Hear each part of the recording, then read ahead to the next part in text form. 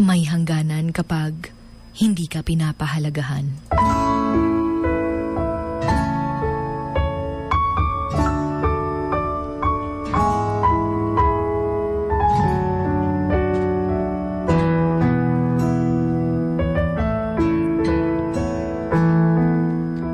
Mahirap kapag ganito, no? Because all we want ay mahalin tayo. All we want is piliin tayo. Pero bakit kaya ganun? Mahirap kapag hindi tayo pinapahalagahan. Mahirap kapag mahal na mahal mo yung isang tao pero hindi ka kayang pahalagahan.